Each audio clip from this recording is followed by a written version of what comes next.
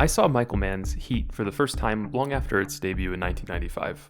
Leading up to my first viewing, I had heard glowing praise from various sources, the movie gracing countless top 10 lists, consensus about it being a riveting story elevated by a powerhouse of an ensemble cast. It's a natural recommendation, so yeah, I didn't hesitate when I was looking for something to watch on Netflix. But as I made my way through the movie, this festering distaste kept building. The film progressively felt more and more cliché. I felt like I had seen this movie, or at least elements of it, dozens of times before. Watching Heat was somehow like slogging through the same crime heist movie that pops up every so often. You know, the stakes of one last job, the sympathetic and honorable crew of professional thieves, with maybe one loose cannon crew member that threatens to break the group's integrity. The ruination of the young protege's future, one character's obsession and the destruction it's wreaking on his marriage. And of course, the 1v1 face-off with the adversaries at the climax. Lines like, "We want to hurt no one. We're here for the bank's money, not your money." And, "Brother, you are going down." etc., etc. By the time the movie had ended, I was honestly just tired of it and happily shut it off once the credits rolled. Despite all that was promised going into the movie, my only takeaway was that I had just watched an amalgamation of every crime movie from the past 30 years. How could people reinforce this movie's stellar reputation if it was so painfully tropey?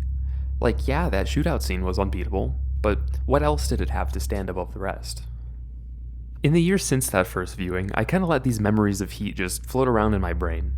Those impressions of abject unoriginality kept popping up every now and then when I would compare them to other crime or heist movies. I was reminded particularly of these dumb tropes when I saw the movie Den of Thieves, which by my measure had the exact same plot and many of the same story hooks and dramatic contrivances. I didn't like Den of Thieves. Nothing felt organic. Gerard Butler somehow manages to convey a more unlikable character than Al Pacino. You know, one who's out to take down a band of sophisticated bank robbers. Dealing with a different animal here, boys. Who are there for the bank's money, not yours. Of course, Big Nick's marriage is falling apart, but this time it has absolutely zero consequences on his character or the story. It had some stuff that Heat doesn't have. A strip club scene for some TNA, I guess. Even more screen time with the bad guy and the good guy in the same room together, just like that one coffee scene. It also has a twist ending, one that doesn't do enough to redeem the picture, though. Den of Thieves sucked, but at least Heat did it better, and with immeasurably more intentionality and class. And really, Heat did it first. And of course it did. Now, all this time, I hadn't just written off Heat as a generic heist movie. During my ruminations on the film in the following days after that first viewing, I identified that pretty much all of the other touch points that I had been comparing it to were released in Heat's wake. Den of Thieves might have been the most recent one I saw, but films like The Town clearly pull a lot of story inspiration. And even stuff like The Dark Knight proudly emulates Heat's sense of style. And shoot, while we're at it, why not acknowledge the litany of video games that use the same vocabulary? All of these and more had been released in a post-Heat world. So, in the time that followed my initial viewing, I've been left with a question. Is it fair to think that Heat copied modern crime movies when it's probably more likely that it defined this genre's new tropes instead? I mean, it would be dumb to say that the movie was a derivation of itself after all. Heat's reinvention of genre conventions had cast a very long shadow that any following crime movie would feel obligated to hide in. Nevertheless, by virtue of watching it long after that shadow had been cast, Heat's very legacy seems to have retroactively undermined its own achievement. Yes, while it would be dumb to say that it was a derivation of itself, that's kind of what it felt like. And this is what I really want to talk about here. Retrospective diminishment, as I'm going to call it. It's a particular effect that you may witness when a definitive work of art seemingly becomes cheapened by its imitators. Heat might be a very personal example of this, but it certainly isn't the only movie out there that manages to be victimized by this phenomenon. So, let's try this one. If you had already seen numerous found footage horror movies, you probably can't help feeling disinterested when you hit play on The Blair Witch Project for the first time. Indeed, this might be a more universal example of this effect. While I personally can't help but to think that Heat doesn't hold up 30 years later thanks to its imitators, apparently loads more people direct this kind of sentiment towards that indie film that set a new high watermark for horror pictures. While the slew of found footage garbage petered out sometime in the last decade, you'll likely remember that it got a bit exhausting. My first one was Cloverfield, then Paranormal Activity, then Rec, then As Above, So Below, then so on. And really, you could extend it to plainly non-horror movies like District 9, Chronicle, or End of Watch. So, by the time I saw Blair Witch Project, the lost footage concept had long since felt gimmicky, and subsequently, nothing felt quite special about the picture. In fact, I'd say it was dull in comparison to its imitators, but surprisingly not a disappointment. And even for those who experienced it for the first time when it hit theaters in 1999, many will admit that it simply doesn't hold up after the absolute tsunami of its legacy receded. Now, the concept of genre cycles would be remiss to ignore here. This phenomenon is very easily defined by those forced trends that Hollywood insists on. One smash hit will guarantee a slew of imitators for years to come. Like, the superhero cycle that we've been in might be coming to a close at last, but it will eventually be replaced by something else. Like, you just know that Barbie copycats are inevitable. Naturally, since we're talking about Hollywood here, these tendencies are underpinned with some kind of drive for profit. I mean, it's no accident that the Blair Witch Project purportedly had both the highest profit margins in film history and also got aped to death. This drive engenders a creative environment that might not be so creative after all. You'll hear criticism of movies being designed by committee or admonished for not taking risks. On a macro scale, this risk aversion results in years-long seasons of genre fiction taking up marquee space at any given cinema. The cycle is simple. First, you need some visionary's project to prove that a radical idea can work. Second, you need the studio suits to copy it ad nauseum. And third, you need audiences to eventually get so tired of it that they're primed to latch on to the next radical idea. I think you get the picture.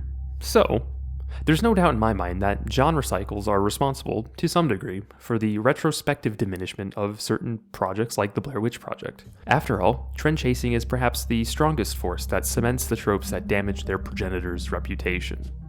In this case, the trend was found footage. This is largely why the Blair Witch Project fails to hold up after 25 years. Basically, Hollywood ruined it for everyone. And, to an extent, it also might be why I think that Heat isn't all that special either. But the big caveat here is that Heat didn't quite inspire a flood of genre fiction in the same way that the Blair Witch Project did. But it certainly did have enough influence to guarantee the replication of its own ideas through future crime movies. In this sense, I don't think a genre cycle on its own is enough to really communicate the precise sensation I got when watching Heat. Because, as the name implies, genre cycles indicate a concentration of genres. Heat only seemed to codify the blueprint for modern crime movies. But the line between being the inspiration for copycats versus the model for cynical, studio-driven slop is blurry. And the mechanisms are fundamentally the same. Maybe we can call it the weak genre cycle and the strong genre cycle or something. But either way, there is more to this retrospective diminishment thing.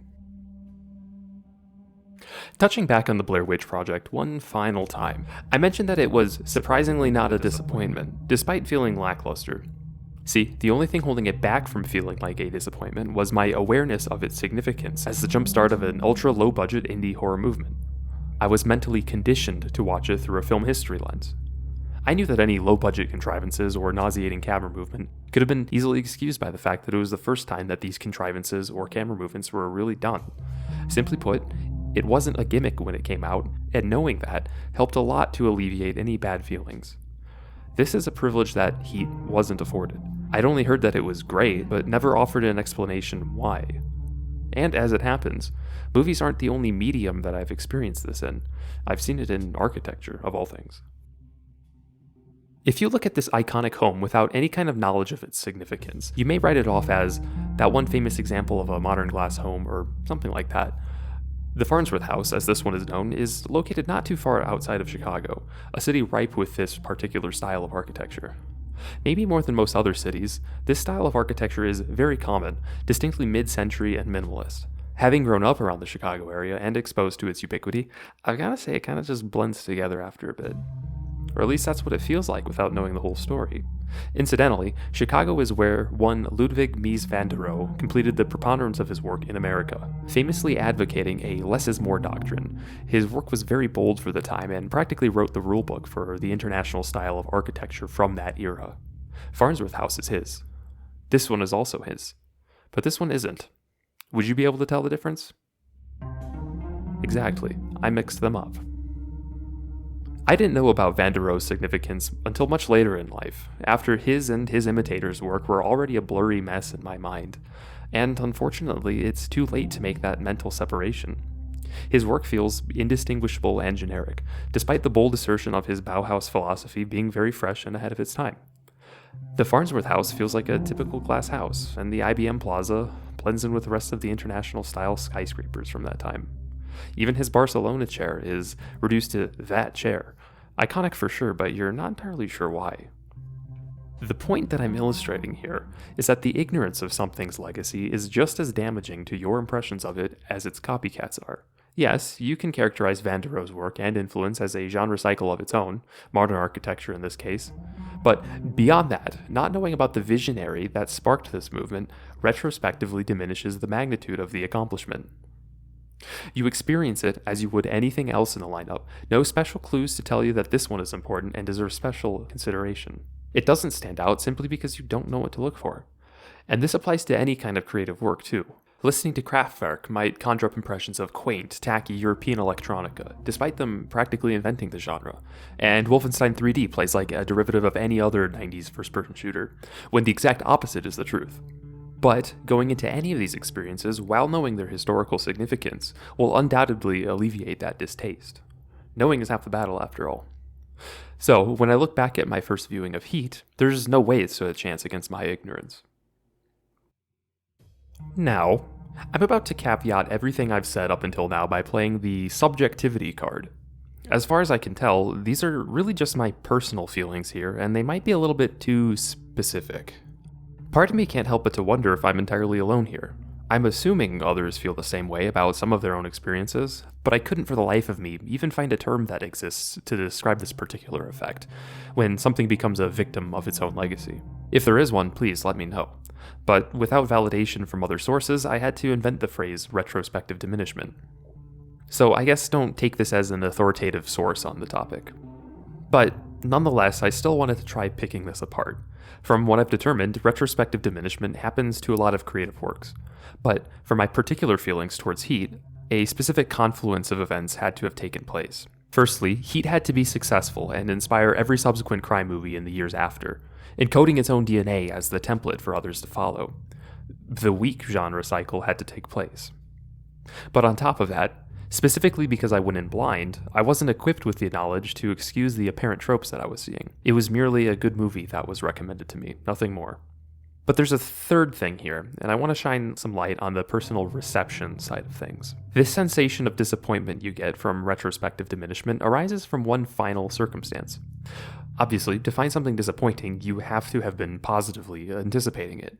It's very possible that you could sit down and watch something that has already been retroactively diminished, but if that experience was not preluded with any kind of hype, then at worst you'll just walk away thinking that it's nothing special. No, in order to have a bad impression or a distaste from your initial experience, it must have been hyped up, applauded for its excellence, but given no hint as to its significance. And only then you'll learn about that significance afterwards, leaving you to internalize the shame of not liking something that's supposed to be exceptional. So, in review, this retrospective diminishment thing is an effect that happens throughout all artistic mediums, and we've all probably, at least hopefully for my sake, experienced it to some degree. The work of visionaries is often diminished by their own legacies. If you weren't around to experience a landmark introduction of a fresh, innovative style, then your initial exposure won't be as earth-shaking. And even more so, if you're experiencing this for the first time after already having been beaten down by its imitators and the tired cliches that it spawned, then it's going to be unwittingly tainted. Now, I did do my due diligence and rewatched Heat in order to write this. I mainly wanted to see if this feeling even held up after a second viewing. And, you know what? Credit where it's due, Heat is an undeniably exceptional movie. An airtight script, excellent performances, executed with a strong and ambitious vision and delivered with the style and pacing that most films fail to even approach. All that hype that originally compelled me to watch it in the first place is certainly justified. In that regard, my opinion of the movie has improved. A lot, really. But I regret to report that those intrusive reminders of hackneyed crime movies were still there. I can critically appreciate Heat as a genuinely great film, but sorry, it still feels like a generic contemporary crime movie at times.